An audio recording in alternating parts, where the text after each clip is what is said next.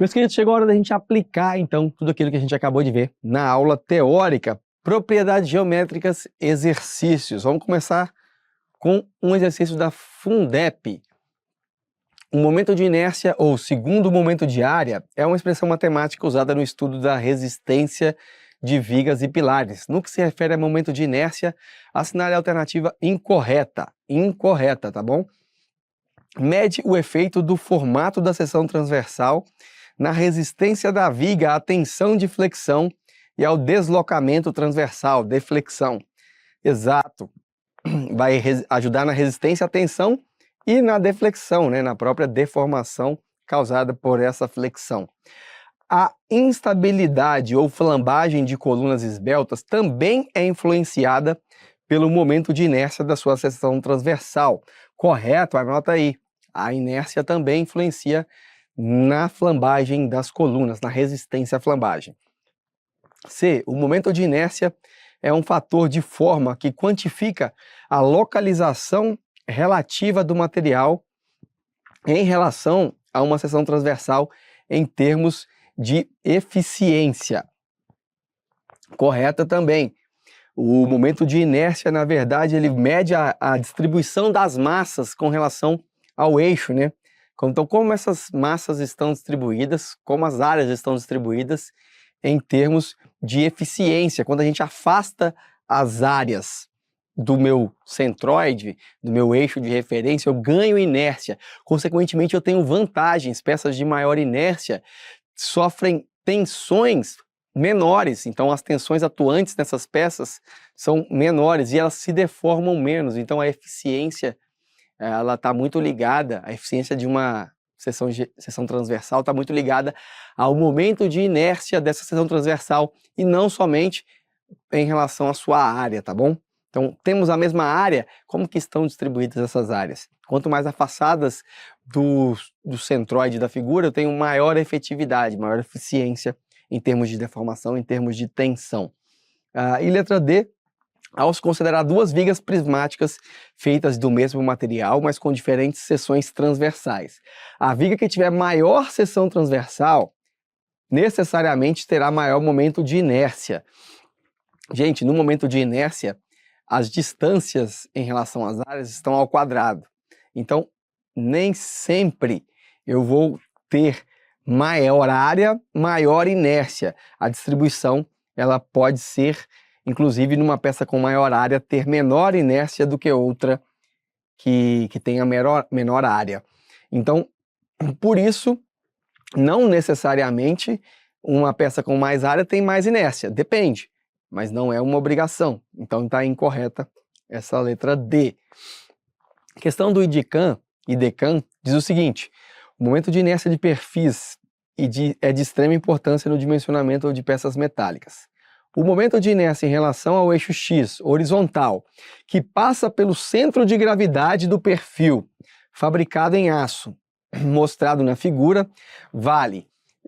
Gente, de nada adianta em questões como essa calcular somente a inércia em relação a um eixo da base, por exemplo, um eixo que passa aqui na base. Ele quer a inércia em relação ao centro de gravidade, ao centroide, ao centro geométrico, que eu não sei onde está, mas aproximadamente vai ficar a essa altura aqui dessa cantoneira. Eu preciso calcular. Se ele quer saber em relação ao eixo horizontal, eu preciso saber qual é essa coordenada y barra que me dá o eixo principal, o eixo de inércia aqui que passa pelo centroide da figura. Portanto, a primeira coisa que eu devo fazer é calcular de fato a coordenada do centroide. Para isso eu uso o momento estático de área e o somatório das áreas desta forma. Primeiro, como eu calculo y barra? É uma composição de áreas vezes braços de alavanca, vezes distâncias. A mesma analogia com forças e momentos. Área versus braços de alavanca dividido pelo somatório de áreas. Como eu faço para facilitar a minha vida? Adoto um eixo de referência, esse eixo aqui, X, e começo a calcular áreas.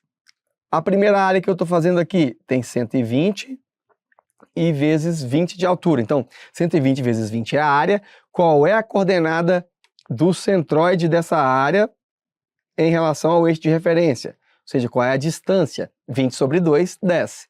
Agora eu vou fazer uma composição com uma outra área. Essa outra área tem 150 mais 20, tem 170 por 20 de espessura.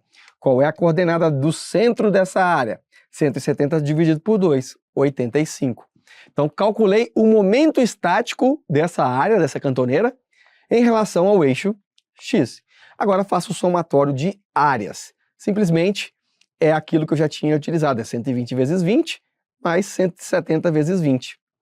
Tenho, então, o momento estático de área em relação ao eixo X e a área da seção transversal. Agora fica fácil, aplico isso para calcular o Y barra, ou seja, momento estático de área sobre área me dá 54 milímetros. Isso quer dizer que o centroide dessa figura está a 54 milímetros da base. Ele está aqui, ele está aqui, ele está aqui. Para eu localizá-lo no eixo X, eu preciso calcular o X barra. Seria essa distância aqui, eu vou colocar em minúsculo, o Xzinho barra. Não preciso, por quê? Porque a inércia em relação a um eixo, ela não precisa ser em relação a um ponto. Então eu vou fazer em torno de todo esse eixo, ela não muda. Em qualquer um dos 3 pontos em vermelho, a inércia em torno do eixo X barra é a mesma. Só que, se eu calculo a inércia em torno de X barra, eu tenho que calcular todas as inércias das peças e transportá-las para o centro de gravidade da figura. Então o que eu vou fazer? Para facilitar a minha vida, calculo a inércia em torno do eixo X. Por quê? Porque todas as peças estão apoiadas sobre esse eixo. Tanto essa primeira seção quanto essa segunda seção. Então eu já sei as equações. Depois eu faço o quê? Eu utilizo o teorema dos eixos paralelos para levar essa inércia que está em relação a um eixo, levo para um outro eixo paralelo, que é qual? O eixo que passa pelo centroide da figura. Então, começo calculando inércia em relação ao X. Por quê? Porque é mais fácil. Porque eu já sei que é 1/3 de base vezes a altura ao cubo. 1/3, não 1 sobre 12. 1 sobre 12 seria em relação ao centro de gravidade da figura. Eu estou calculando em relação a um eixo que passa pela base. Portanto, 1/3 de 12 vezes 2 ao cubo, mais 1/3 de 2 vezes 17 ao cubo. Você veja que eu transformei o que era 120 e 20, eu transformei em centímetros, porque a minha resposta está em centímetros. Então, eu estou aqui agora calculando a inércia em centímetro a quarta para manter a resposta do gabarito, que também é dado em centímetros. Calculei a inércia em X. Posso ir lá e marcar? Não. Calculei a inércia em relação a um eixo X que passa pela base. Agora eu vou transportar a inércia para o centroide. Já sei a área, já sei a distância entre os eixos, que é o meu Y bar, então é só aplicar. Para não errar, eu sei que a inércia ela tem que diminuir. Então, Y em relação ao centroide é a inércia em relação a um eixo qualquer, menos, porque eu estou reduzindo a inércia em relação ao centroide, é a inércia mínima de uma peça, y² vezes área, eu chego a 1618,7 centímetros a quarta, é a inércia que essa peça tem em relação ao ponto, a uma linha horizontal que passa pelo CG. Tá aqui, ó, em relação a esse xzinho aqui. Poderia calcular esse valor e localizar exatamente o ponto do CG. Não é necessário. Perceba uma coisa em relação às cantoneiras. Se eu traço esse sistema de eixos x, y, eu vou sim, consigo calcular a inércia em x, consigo calcular a inércia em y. Só que o que vai existir? Não há uma distribuição equilibrada de massas. Então eu vou ter produto de inércia, o nosso chamado IXY, diferente de zero. Se eu tenho produto de inércia diferente de zero, significa que eu não estou nos meus eixos principais. Eu tenho que, então, rotacionar o meu sistema de eixos até encontrar um produto de inércia nulo que vai ditar para mim quais são os eixos de inércia máxima e mínima. Por quê? Porque a flexão ela ocorre em torno dos eixos principais de inércia. Numa cantoneira, esse eixo Z, por exemplo, é um eixo principal de inércia. Consequentemente, a 90 graus dele tem um outro eixo principal de inércia. Então, esse sistema de eixos agora, esse X em vermelho, é o meu sistema de eixos que me dá maior e menor inércia. E daí eu preciso calcular, né? Se a inércia é maior em torno desse eixo aqui, digamos, y barra ou x barra. Enfim, aqui, olhando pela figura, eu não consigo ver qual é a maior e qual é a menor inércia, mas esses são os eixos de maior e de menor inércia. Possivelmente, y barra, veja, é o eixo de maior inércia, porque olha, com certeza as áreas estão mais afastadas do eixo, esse eixo em vermelho. Já quando eu pego x barra, olha, essas áreas estão mais próximas de x e estão equilibradas. O produto de inércia agora, nesse sistema em vermelho, é zero. Aí eu posso aplicar então a flexão. Por isso que não é fácil aplicar a flexão em seções aqui que não são simétricas. Aqui, se essa cantoneira for uma cantoneira de abas iguais, então esse eixo y aqui é um eixo de simetria. Então beleza, hein? Produto de inércia é zero. Se ela for de abas desiguais, é que esse eixo ele não é um eixo de simetria, embora seja um eixo principal. Resultado, eixo Z aqui nesse caso é um eixo principal de inércia, o outro é ortogonal, mas a questão não pediu nada em relação a isso, só a inércia em relação a um eixo horizontal que passa pelo CG. E foi somente isso que eu dei. Só avancei um pouco no estudo das tensões para que vocês já antecipem uma flexão oblíqua que a gente tem possivelmente em peças desse tipo de cantoneiras. Próxima questão, FCC. Em uma edificação, para a determinação da estabilidade de um elemento tipo viga, pode ser conhecido o momento de inércia de sua seção transversal. O projetista definiu que a seção transversal de uma viga a ser implantada deve possuir seção retangular de base 15 centímetros e altura 40 centímetros. Portanto, a inércia vai ser aplicação direta. 1/12 BH ao cubo. Por que eu não estou usando 1/3? Porque eu já sei que a flexão se dá em torno dos eixos principais de inércia e que o meu sistema de eixos para calcular a flexão, para calcular as tensões da flexão ou demais propriedades da seção transversal, aliás, demais tensões, eu sempre adoto o sistema que passa pelo centro geométrico da minha figura. Então a questão não precisa falar sobre isso. Se ela está falando que o engenheiro definiu as seções, a inércia vai ter que ser em relação ao CG, ao centroide. Tá ok? Por isso 1/12 BH ao cubo, altura de 40, a gente tem 80.000 centímetros a quarta, preste atenção nas unidades. Consulplan. Para se quadruplicar o momento de inércia axial de uma barra de seção circular, o diâmetro deve ser multiplicado por, ora, eu quero aumentar por 4. Eu quero quadruplicar. Veja que o raio, ou o diâmetro, ele está elevado à quarta. Então, quando eu quero quadruplicar, o diâmetro precisa aumentar de raiz de 2. Por quê? Porque raiz de 2 elevado à quarta, raiz de 2 ao quadrado vai dar 2. Ao quadrado de novo vai dar 4. Então, para quadruplicar, eu tenho que fazer o meu novo diâmetro, meu diâmetro asterisco, igual a raiz de 2 diâmetro original. Quando isso tudo entrar à quarta, eu vou ter 4 vezes aumentada a minha inércia. FCC.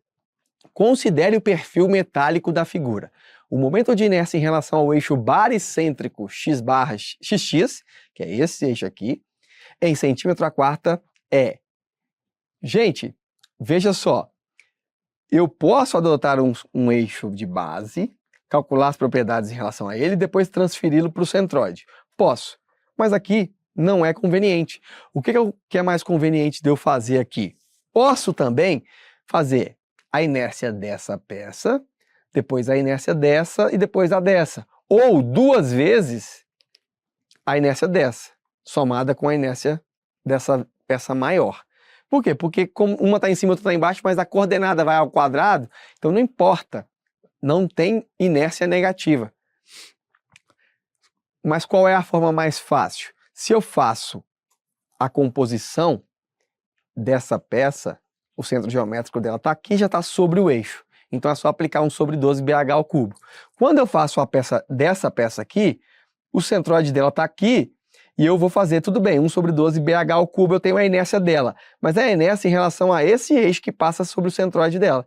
Eu tenho que transportar para o eixo central da peça composta. Isso vai me fazer usar o teorema dos eixos paralelos, vai fazer mais conta.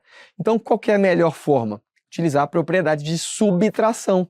Com a subtração, o que que eu faço? Eu faço a inércia dessa peça toda, a inércia de toda essa peça, cujo centroide coincide com o eixo x, está mais ou menos aqui. Então, 1 sobre 12, 8 vezes 12 ao cubo. Agora subtraio uma outra inércia, que é a inércia dessa peça cujo centroide está aqui, também sobre o eixo x. Ah, Guilherme, mas as coordenadas horizontais não são as mesmas. Não interessa, como a inércia é em torno do eixo x, eu posso fazer toda a área externa e subtrair somente este quadrado, que também tem o seu centroide, o seu centro geométrico coincidindo com o centro geométrico da figura. Por isso, todos os denominadores aqui serão 12. 1 sobre 12, 8 vezes 13 ao cubo, que é a área de todo o retângulo, menos 1 sobre 12, 6 vezes 8 ao cubo, que é esta área, propriedade de subtração aqui, assim como eu poderia fazer também a adição, aqui eu apliquei a subtração direta para o cálculo da inércia sem utilizar o teorema dos eixos paralelos. CESP e SEBRASP. Considerando uma figura abaixo, que ilustra o diagrama de corpo livre de uma placa de espessura T e densidade G com distribuição homogênea, julgue o item seguinte. O momento de inércia IY em torno do eixo Y pode ser calculado pela equação IY é igual a IYC mais SD ao quadrado, em que IYC é o momento de inércia em torno do eixo que passa pelo centroide. S é a área e D é a distância entre o eixo que passa pelo centroide e o eixo Y. O que que ele narrou aqui agora para nós? Narrou exatamente o teorema dos eixos paralelos. Se eu tenho a inércia em torno de um eixo Y barra, para eu calcular, aqui ele chamou de YC, que é do centroide, para eu calcular a inércia em relação a qualquer outro eixo fora do centroide, é a inércia em torno do centroide mais a distância ao quadrado vezes a área. Exatamente isso, teorema de Steiner ou teorema dos eixos paralelos. Sesgran-Hill, Petrobras. No problema de flexão de vigas prismáticas, quanto maior o momento de inércia das áreas de suas seções transversais, maiores, então, ó, quanto maior a inércia, maior a resistência do material da viga. Isso é material, isso não tem nada a ver com seção transversal. O material tem a ver com as propriedades mecânicas do material, resistência. As deformações, quanto maior a inércia, maior as deformações? Não, menor as deformações. Menores também os deslocamentos. Quanto maior a inércia, maior as tensões normais atuantes? Não, as tensões normais atuantes são menores. E, portanto, então só sobrou a letra E. Quanto maior a inércia, maior o módulo de resistência à flexão da viga, já que a resistência à flexão, ou a rigidez à flexão, é dada pelo produto EI, onde E é uma propriedade do material e I uma propriedade da seção transversal. Por isso o gabarito letra E. FUNCAP diz o seguinte, essa aqui pega muita gente, viu? Simples, mas você não pode bobear. Observe a figura abaixo, cujas dimensões estão em centímetros. O momento de inércia em relação ao eixo Z em centímetro a quarta é igual, então não quer saber centroide, não quer saber de 1 sobre 12, ele quer saber em relação à base. Então, a maioria das pessoas acaba fazendo 1 sobre 12, BH ao cubo, e calcula a inércia de forma errada. O eixo Z passa pela base da figura. Outra coisa que muita gente faz errado, divide a figura, utilizando o teorema, aliás, utilizando a propriedade de soma, divide em duas figuras dessa forma. Claro, para a primeira figura, 1/3, porque não está em relação ao centroide, está em relação à base, 1/3 BH ao cubo para a primeira figura. Só que na segunda figura, gente, eu tenho que fazer 1 sobre 12 BH H ao cubo, B', porque eu vou falar da peça 2, que é em relação ao centroide dela, depois utilizar essa distância ao quadrado vezes a área para transportar o quê? A inércia para o eixo Z, já que 1 sobre 12BH ao cubo é a inércia em relação ao centroide da peça em si. Então eu tenho que transportá-lo. Então seria mais ou menos isso, mais D ao quadrado sobre a área 2. Daria um puta trabalho. O que é mais fácil então fazer? É mais fácil, é mais inteligente, é mais conveniente? Adotar duas figuras, utilizar a propriedade da soma, mas de modo que todas as figuras tangenciem o eixo Z. De que forma eu faço isso? Aqui, ó. 1, 2. Todas elas tangenciam o eixo Z. Então é 1/3 base vezes altura ao cubo, mais 1/3 base vezes altura ao cubo. Gabarito letra E, simples, fácil e direto. FGV, a relação entre os momentos principais de inércia das seções transversais de dois elementos estruturais com mesma área vale 4. A relação entre os raios de giração dessas seções transversais vale... Opa, agora entrou um pouco raio de giração. Se são seções transversais com mesma área, então A1 é igual a 2, a área é constante. É a inércia de um que é igual a 4 vezes a inércia do outro. Então, a área é constante e a relação entre inércias, ou seja, digamos, a máxima sobre a, aliás, inércia do maior sobre a inércia do menor, igual a 4. Beleza. Então, tenho essa informação aqui, ó, inércia máxima é 4 vezes a mínima. Então, qual é o raio de giração mínimo? É a inércia mínima sobre a área. Raio de giração máxima é a inércia máxima sobre a área, mas a inércia máxima é 4 vezes a mínima. Tirando o 4 da raiz, 2 vezes raiz da inércia mínima sobre a área. Mas a inércia mínima sobre a área é o meu R mínimo. Portanto, R máximo é igual a 2 vezes R mínimo. A relação entre as inércias é 4, mas a relação entre os raios de giração é 2, ou raiz de 4. Funil. Uma haste de aço engastada na base livre no topo, com comprimento igual a 2 metros, seção transversal quadrada de lado 9, tem raio de giração igual a... Ora, a raio de giração é a inércia sobre a área. Eu já tenho aqui 9 centímetros de lado, a inércia eu sei que é 1 sobre 12 L a quarta, na verdade é 1 sobre 12 base vezes altura ao cubo, só que a base é L, a altura ao cubo é L ao cubo, então fica L a quarta, dividido por L ao quadrado, que é a área de um retângulo, a área de um quadrado, na verdade, né? Quadrado de lado 9. Fica L sobre raiz de 12, simplificando aqui, já que L vale 9, 9 sobre 2 raiz de 3, uma divisão um pouco difícil, mas 9 sobre 2, 4,5, 9 dividido por raiz de 3, aí você aproxima, claro, na hora da conta, deu 2,59, o gabarito é 2,6. FGV, o raio de giração de uma seção de coroa circular de raio R e espessura igual a 10% do raio. Quer saber o raio de giração? Então eu tenho uma coroa, a espessura tem 10% do raio. Então se o raio vale R, o raio externo, o raio interno vale 0,9 de R. Está aqui. Lembrando então de descontar as áreas. A área vai ser πr ao quadrado externo menos r ao quadrado interno. E a inércia π sobre 4r à quarta externo menos r interno à quarta, né? Faço então essa raiz de inércia sobre área. A gente chega a 0,5 raiz de 1,81, que é o gabarito dessa questão. Bastante rápido, porque a maioria dos problemas, o que eu preciso passar para vocês nessa aula de resolução de exercício, é só uma forma rápida de resolver para você não se embananar. Mas a conta em si é com você, eu espero que você saiba bem, treine bem, resolver contas à mão. Beleza? Grande abraço e até a próxima.